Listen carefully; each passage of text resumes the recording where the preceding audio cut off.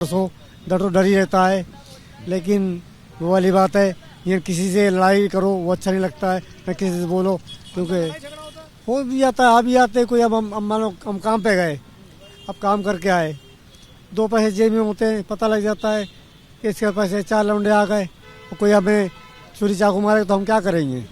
तो इस डर के वजह से थोड़ा डर रहता है, और यही है, और क्या, बस यही कारण है, इसी वजह से बस। हाँ जी, और नहीं जाने को कोई मना नहीं है, जाने को मतलब यानी कि हम कैसे हम खाते जाएंगे नहीं। हाँ, सेफ्टी होएगी तो हर आदमी जाएगा। आपने सुना, देखिए साफ तौर पर सुरक्षा की बात की जा रही है कि अगर सेफ्टी होगी, तो ये साफ कह रहे हैं सेफ्टी होगी तो हम लोग जरूर जाएंगे सोने के लिए, लेकिन सेफ्टी नहीं है, पैसे चुराए जा रहे हैं। हाँ वो तो है ही। अब बताओ, हम चक्कू का ब्लेड कोई मारने को तैयार, मारने को क्या करेगा, अकेले हम हैं, मेरे पीछे 2 आ जाएंगे, हम क्या कर सकते हैं। तो पता कह रही है हम आरामदायक कंबल दे रहे हैं, खाना दे रहे हैं, मूलभूत सुविधाएं दे रहे हैं, तो बताए दे रहे हैं, आप दे रहे हैं, ठीक है, वहाँ दे रहे हैं। हम देखते हैं साफ सुथराई तो है नहीं वहाँ। भाई साफ सुथराई जब भी होगी जब आदमी रहेगा हिसाब से, अपने जब भी सफाई से होगी।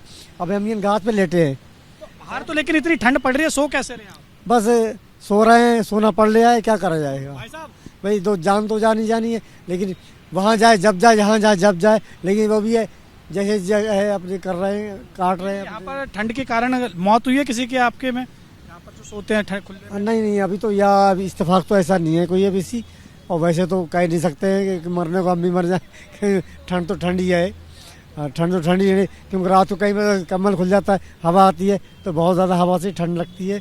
मुझे तो इस बात का एहसास है, क्योंकि जिसको जो सोता है उसको ही एहसास होता है कि ठंड का, हर एक चीज़ का, ये वाली बात है। तो एहसास तो हमें खुद है। अब ये बड़े हैं, कहीं रात को पूरी ठंड लगी, तबीयत खराब होती, अस्पताल चले जाते, दवा ले आते, खा लेते, लेट जाते, क्या करें। और यही है बस, रैन बसेरे में भाई जब सेफ्टी है, सेफ्टी हो तो होनी चाहिए, तो ये बात है। वैसे कोई ऐसी कोई दिक्कत नहीं है हम। तो आपने सुना कि जो लोग बाहर खुले आसमान के नीचे सोने को मजबूर हैं, उनका साफ तौर पे कहना है कि वो बाहर खुले आसमान में सो जाएंगे, लेकिन रेन बसेरे के अंदर नहीं जाएंगे। सेफ्टी इशू बताया जा रहा है कि अंदर लोग जो रहते हैं रेन बसेरे में, नशा करके आते हैं, ब्लेड मारते हैं एक दूसरे के, चाकू मारा जाता है, पैसे छीने जाते हैं। तो इनका कहना है कि इससे अच्छा हम रेन बसेरे के अंदर सोए, हमारे अंदर चोट लगेगी, हमें अंदर मारा जाएगा, तो इससे अच्छा हम बाहर सोएं, खुले आसमान के नीचे सोएं। अपनी पीड़ा इन्होंने बताई है। ये देखिए, हमने एक ही रेन बसेरे की कहानी आपको अभी दिखाई है। अभी आइए आगे चलते हैं, और भी दिल्ली में क्या कुछ अलग अलग जगहों पर रेन बसेरे में जो सरकार दावा कर रही है, उनमें कितनी बड़ी सच्चाई है, वो हम आपको दिखाएंगे। लेकिन जो लोग बाहर सो रहे हैं, वो बाहर क्यों सो रहे हैं, ये आपको जानना जरूरी था। तो एबीपी न्यूज की पड़ताल में ये साफ तौर पे दिख रहा है कि दिल्ली में जो रेन बसेरे की हालत है, वो बिल्कुल भी ठीक नहीं है। जर्जर हालत हमें दिख रही है, और सुस्त पड़ती हुई, लाचार हमें रेन बसेरों की तमाम हालत कई जगह जहां हम गए हैं वहां साफ तौर पर दिखाई दे रही है। समस्या लोगों ने अपनी बताई है कि क्या क्या समस्या हैं, लेकिन इन समस्याओं को कैसे ठीक किया जाता है, हमारे साथ इस पर ज्यादा विश्लेषण करने के लिए, सटीक जानकारी देने के लिए समाज सेवी हैं भावेश पिपलिया जी। इनसे बातचीत करेंगे, जो काफी समय से लगातार दिल्ली में रेन बसेरों को लेकर अपनी आवाज उठाते हुए हैं, रेन बसेरों में जो लोग सोते हैं उनकी आवाज उठाते हुए हैं। इनसे बातचीत कर लेते हैं इस विषय पर। भावेश जी, हमने एबीपी न्यूज ने काफी जगह पड़ताल की। हमारी पड़ताल में ये आया कि दिल्ली में जो रेन बसेरा है, उसमें लोग जो हैं, पुरुष खासतौर पर, सोना नहीं चाह रहे हैं। सेफ्टी इशू बताया जा रहा है, इस पर आपका क्या कहना है? आपने इस मामले में आवाज उठाई? देखो, इसके लिए हमने पहले आवाज़ उठाई थी कि हर शेल्टर होम में सीसीटीवी कैमरा लगना चाहिए। तो जो महिला शेल्टर होम है उसमें सीसीटीवी कैमरा लगा हुआ है, बाकी लगा नहीं। इसके लिए हमने आवाज़ उठाई थी पहले भी। और अगर कहीं सिक्योरिटी कंसर्न आ रहा है तो इसको लेकर सरकार को सावचेत रहना चाहिए। उसको लेकर होमलेस ज़्यादा से ज़्यादा शेल्टर होम में आए, उसको कन्विंस करना चाहिए, समझाना चाहिए कि भाई अपनी बातों से संस्था को और सरकार को, ताकि लोग ज़्यादा से ज़्यादा शेल्टर होम में पहुँच पाए। लेकिन लोगों से हमने बात की, लोग कह रहे हैं कि हम खुले में सड़क पर सो जाएंगे, बेघर हैं हम, बिल्कुल जो है हमारे सर पर कुछ ना हो, वहाँ सो जाएंगे, लेकिन रेन बसेरों में नहीं जाएंगे, क्योंकि यहाँ पर जो लोग आ रहे हैं वो नशा कर आ रहे हैं, चाकूबाजी की वहाँ पर जो है वो कहीं ना कहीं जो है वो उनको जो है सुनने को मिलती है, ब्लेड उनको सुनने को मिलता है कि ब्लेड मार दिया जाएगा या उनके पैसे छीन लिए जाएंगे। ये सारी बातें वो कह रहे हैं, इससे अच्छा है कि हम सड़क पर सो जाएं। देखिए ऐसा है, पहले इस शेल्टर होम में काफ़ी सिचुएशन ख़राब थी, अभी बहुत बेहतर है। धीरे धीरे बदलाव होता जा रहा है, धीरे धीरे सुधार होता जा रहा है। तो जो पहले की बातें हैं तो लोगों को, सरकार को जब तक कन्विंस नहीं करेंगे, समझाएंगे नहीं, तब तक उसको पुरानी बातें। बात नहीं है। अभी हमने पड़ताल की है, निजामुद्दीन का एक रैन बसेरा है, वहां पर हमने जाकर पड़ताल की। वहां पर महिलाओं ने हमसे बातचीत की, पुरुषों ने हमें बताया, जो रैन बसेरे के बाहर सो रहे हैं वो बता रहे हैं कि वहां पर कितनी माली हालत है वहाँ की। अच्छा, अगर उसको कोई सिक्योरिटी कंसर्न है तो उसको लेकर डूसिप को और एसएमए को ध्यान देना चाहिए, अगर ऐसी कोई इश्यू आ रहा है तो। और दूसरी बात है कि शेल्टर होम पे सड़क पे सोने का एक रीज़न ये भी है कि लोगों को कंबल या अन्य चीज़ें जो सब मुहैया होती है सड़कों पे, ये भी एक मुख्य कारण इतने समय मैंने देखा है, ताकि लोग इसकी वजह से सड़क पे ज़्यादा सोते भी है, एक ये भी कारण। हाँ, सड़कों पे ऐसा होता है कि सड़क पे जो लोग आते देखते कि भाई खुले में सो रहा है, ऐसा है, तो इसके लिए लोग कंबल दे जाते हैं, खाना पीना दे जाते हैं, काफ़ी चीज़ें दे जाते हैं। तो अब तो शेल्टर होम में भी धीरे धीरे सारी चीज़ें हो रही है, तो लोगों को समझाना चाहिए और सरकार को एसएमए को कन्विंस करना चाहिए होमलेसों को। तो कि देखो, वो इतने समझदार है नहीं कि, और इतने सक्षम है नहीं, इसकी वजह से वो सड़क पे मजबूर है सोने को। तो इसकी मजबूरी का जो समस्या है उसका समाधान करना चाहिए, उसको किसी तरह से मनाना चाहिए और समझाना चाहिए। शेल्टर होम में लाने के लिए सरकार को कोशिश करनी चाहिए पूरी। भावेश जी, देखिए दिल्ली में इस समय कड़ाके की सर्दी पड़ रही है, तो आपके पास कोई अभी तक डाटा है कि अभी तक कितने लोगों की सर्दी के कारण मौत हो गई है जो रैन बसेरे में नहीं रह रहे थे? अभी जो दिल्ली पुलिस की अगर आंकड़ों की माने तो इसमें टोटल 71 नंबर दिल्ली पुलिस की वेबसाइट पर रिफ्लेक्ट हो रहा है। इसमें से 44 नंबर ऐसा है जो जिसके शरीर पे कोई चोट के निशान नहीं आए, या इसके शरीर पे किसी प्रकार का चोट का निशान नहीं है, जो मतलब मानी इसकी मौत नेचुरल या ठंड की वजह से होने का उसका मुख्य कारण माना जाना चाहिए। तो ऐसे अब तक 44 लोगों की डेथ हो चुकी है पिछले 15 दिनों की बात करें तो। ये 20-30 क्या कहेंगे, 15 दिन में 44 मौत बहुत ज़्यादा होती है ठंड। हाँ, ये देखो सरकार के लिए सिर्फ आंकड़े, लेकिन 44 मौत इस सरकार की, सिस्टम की और डूसिप की नाकामी का परिणाम है। क्योंकि अगर इस तरह से मौतें होती रहेगी, लोग मरते रहेंगे, तो जिसके लिए इतनी बड़ी सुविधा सरकार मुहैया कर पा रही है, तो इसके बावजूद भी लोग मर रहे हैं, तो शर्मजनक बात है ये। देखिए बड़े बड़े यहाँ पर इश्तिहार लगाए जा रहे हैं रेन बसेरों के बाहर, आरामदायक कंबल और आरामदायक बेड। जो पिक्चर्स लगाई गई हैं वो इतनी लुभावनी लगाई गई हैं, सुंदर लगाई गई हैं, लेकिन अंदर जाकर हमने देखा इसके विपरीत। पिक्चर में देखो, पिक्चर की बात करें तो पिक्चर ऐसा है कि पिक्चर जहाँ तक मुझे लग रहा है कि एआई जनरेटर हो सकता है या तो कहीं और का हो सकता है। वास्तविक तालमेल इतना नहीं खा पा रहा है, ये मैं मानता हूँ, और ऐसा लग भी रहा है देखने में भी। तो जो अगर इसमें कोई बदलाव की आवश्यकता है तो बिल्कुल सरकार को बदलाव करना चाहिए। हम इसके लिए लगातार आवाज़ उठाते हैं। लोग हीटर की भी मांग कर रहे हैं। हाँ बिल्कुल, देखो ठंड इतनी है, 44 मौतें हो चुकी है, और पिछले महीने में दिसंबर 2 तारीख को डूसिप ने आदेश दे दिया था कि शेल्टर होम में गैस, हीटर और आगजनी की कोई भी प्रवृत्ति इस्तेमाल नहीं होनी चाहिए। तो देखो, अगर हीटर यूज़ नहीं करेंगे तो ठंड की वजह से सरकार को कोई अल्टरनेट सुविधा देनी चाहिए, तो ताकि लोगों को ठंड से राहत मिल पाए।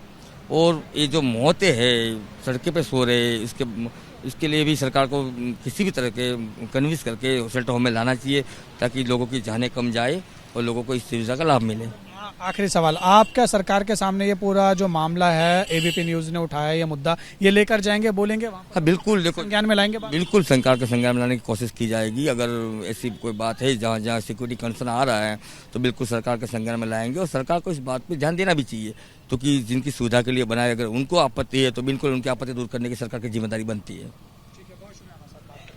तो आपने सुना, ये थे हमारे साथ बात करने के लिए भावेश पीपलिया, जो कि एक सामाजिक कार्यकर्ता हैं। पिछले कई सालों से दिल्ली में जो रेन बसेरे बेघर लोग रहते हैं रेन बसेरों में, उनके लिए आवाज़ उठाते हुए आए। उन्होंने साफ तौर पर बताया है, इनका कहना है कि पिछले 15 दिन में जो रिकॉर्ड सामने आया, मौतों का आंकड़ा सामने आया, वो 15 दिन में 44 मौतें ऐसी हुई हैं जिनका अंदेशा ये जताया जा रहा है कि ठंड के कारण उनकी मौत हुई है। जो सड़क किनारे सो रहे हैं, जो फुटओवर ब्रिज के आसपास सो रहे हैं, या जो फ्लाईओवर्स के नीचे सो रहे हैं, ऐसे लोग खुले आसमान में जो सो रहे हैं वो कड़ाके की ठंड का शिकार हो रहे हैं।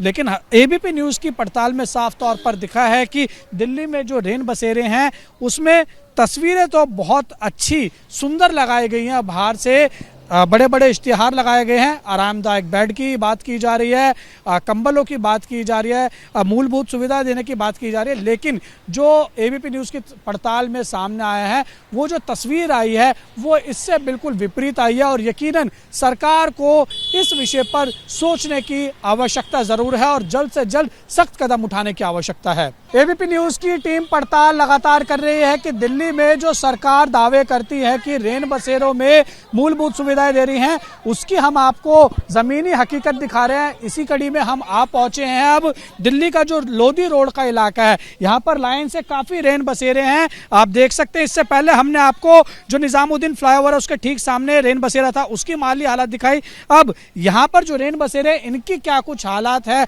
यहाँ पर हम बातचीत करेंगे। जो रेन बसेरे में बेघर लोग रहते हैं वो इस वक्त हमारे साथ मौजूद हैं। क्या नाम है आपका? सर मेरा नाम धर्मेंद्र दास है। धर्मेंद्र जी, ये बताइए सबसे पहले कि आपका जो ये रेन बसेरा यहाँ पर सारे लाइन से लगे हुए हैं, यहाँ पर साफ सफाई सुथराई ये सब कैसी है? सर इसमें तो सब ठीक है, मैं इसमें सोता भी हूँ, कभी कभार नहीं भी सोता हूँ। मैं सर मेरा पैदाशी मेरी यहीं की है, मैं हमेशा गरीबों को खड़ा होता हूँ, मेरे ऊपर यहाँ कोई हाथ नहीं छोड़ सकता है। तो ये हुआ, ये जवाहरलाल नेहरू स्टेडियम रेन बसेरे में मारा पीटा भी जाता है? सर मैं बता रहा हूँ, Jawaharlal Nehru stadium red light के पास एक 45 साल की, एक 50 साल की दोनों बहनें हैं, उसका सामान फेंके गया, उसको मारे गया और मारने वाला लेडीज थी और उसके साथ में अब ये नहीं पता कौन नहीं था। सर ये नहीं पता, तो मैं यही इसीलिए 2 दिन मैं वहाँ पर गया, मैं वो डर के मारे वो बता रहे नहीं है। वो लेडीज सही है, वो बेचारी साग बेचती है लाके मेरे पास यहाँ पे सुबह शाम उठती बैठती है।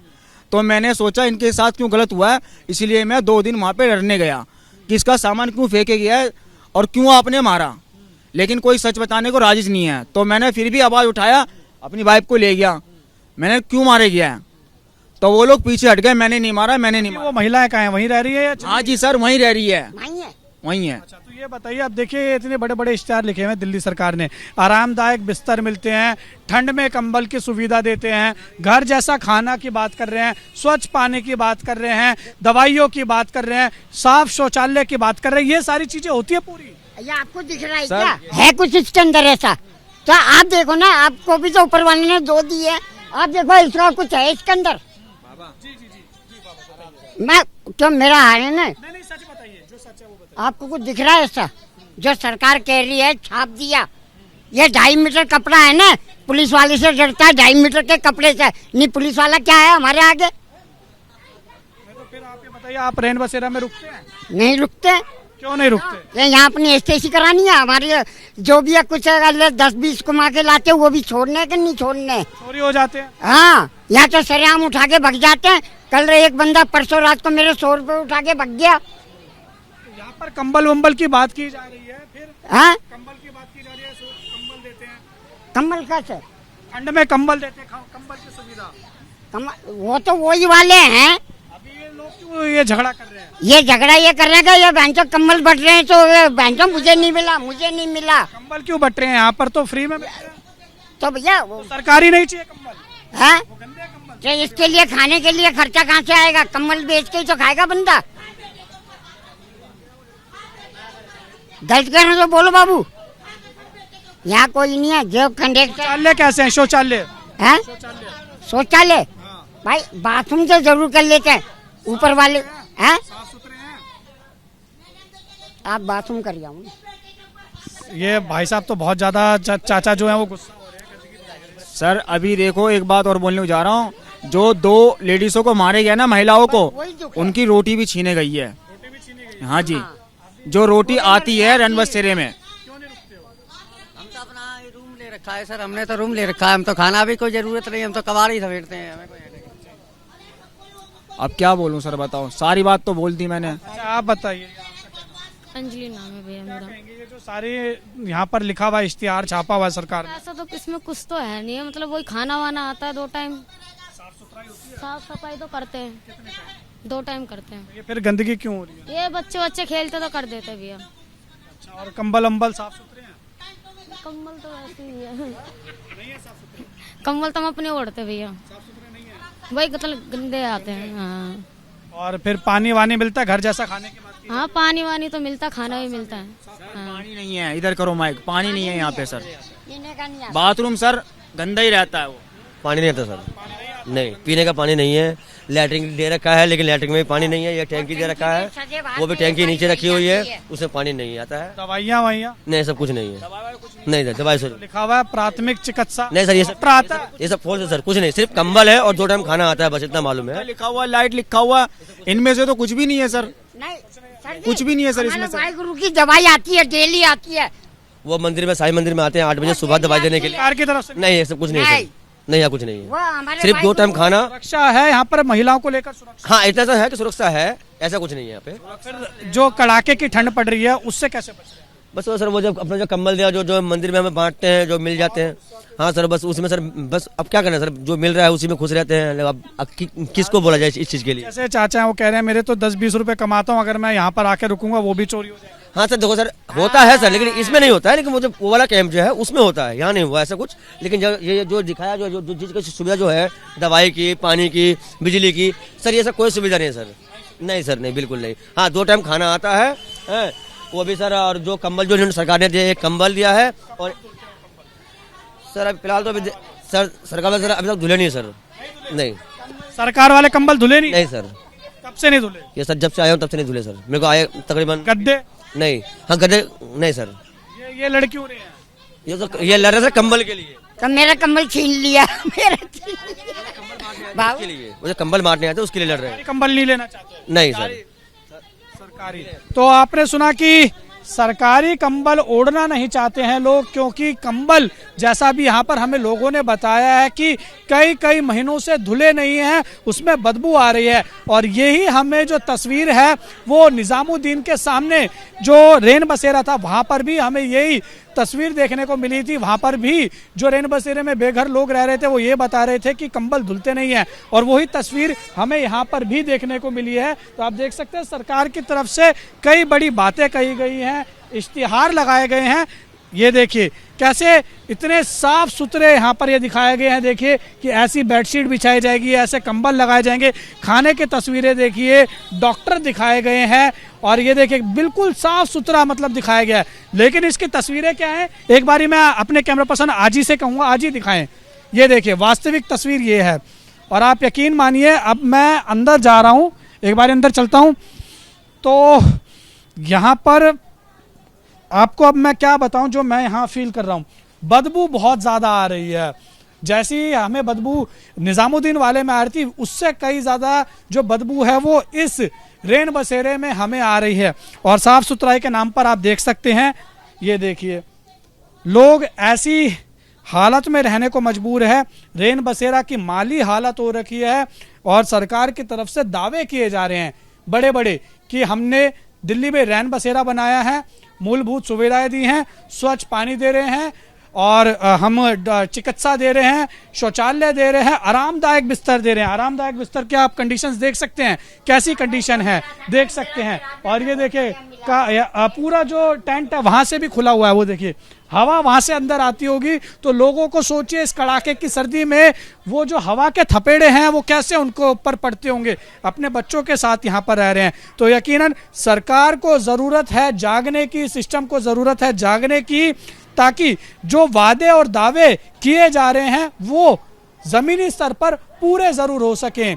अब लोगों का क्या कुछ कहना है वो हमने आपको दिखा दिया, लेकिन ज़मीनी हकीकत रेन बसेरों की कुछ और ही बयां कर रही है। वीडियो जर्नलिस्ट आजी चाकू के साथ उज्जवल कुमार, एबीपी न्यूज़, दिल्ली।